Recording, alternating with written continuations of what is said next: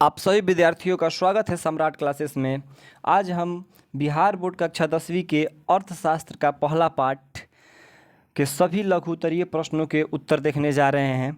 तो पहला प्रश्न है, अर्थव्यवस्था किसे कहते हैं?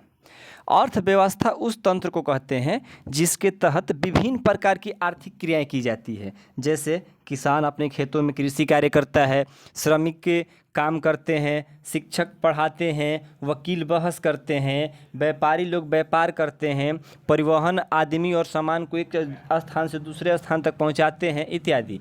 ये सभी आर्थिक क्रियाएं हैं और इन्हीं सभी के मिले जुले रूप को हम अर्थव्यवस्था कहते हैं।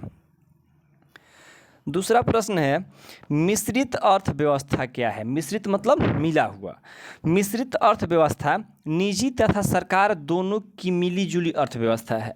ऐसी अर्थव्यवस्था में पूंजीवादी और समाजवादी दोनों अर्थव्यवस्थाओं का मिश्रण रहता है। उत्पादन के कुछ साधनों का स्वामित्व सरकार के हाथ में तो कुछ निजी व्यक्तियों के पास रहता है। भारत में मिश्रित अर्थव्यवस्था ही है। इस अर्थव्यवस्था को पूंजीवाद और समाजवाद के बीच का रास्ता माना जाता है। निजी व्यक्ति अपने हित के लिए उद्योग चलाते हैं, लेकिन सरकार जनता के हित में उद्योग चलाती है।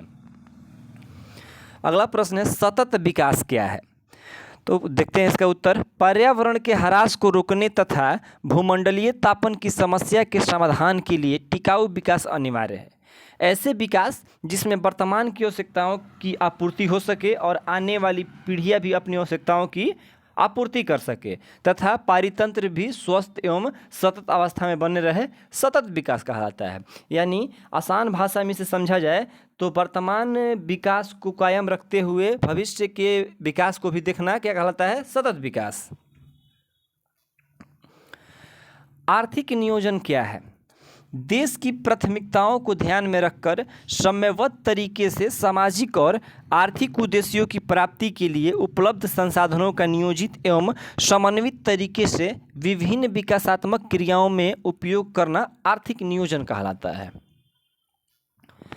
अगला क्वेश्चन है, मानव विकास रिपोर्ट क्या है? तो मानव विकास रिपोर्ट संयुक्त राष्ट्र द्वारा प्रकाशित किया जाता है। यह संयुक्त राष्ट्र विकास कार्यक्रम का एक हिस्सा है। विश्व के विभिन्न देशों, खासकर विकासशील देशों के तुलनात्मक शैक्षिक स्तर, स्वास्थ्य की स्थिति, प्रति व्यक्ति आय को ध्यान में रखकर यह रिपोर्ट तैयार किया जाता है। अगला क्वेश्चन है, आंतरिक संरचना पर प्रकाश डालें। वह देश या राज्य जिसका आंतरिक संरचना जितना ही सुदृढ़ और विकसित होगा, वह देश या राज्य उतना ही आर्थिक दृष्टि से मजबूत होगा। आंतरिक संरचना को आधारभूत संरचना भी कहा जाता है। इसके अंतर्गत बिजली, सड़क और परिवहन के साधन, संचार सुविधा, बैंकिंग, स्कूल, कॉलेज, अस्पताल इत्यादि आते हैं। ये सभी साधन आर्थिक विकास के प्रमुख आधार हैं। इन्हें आंतरिक संरचना के साथ साथ आधारभूत ढांचा भी कहा जाता है।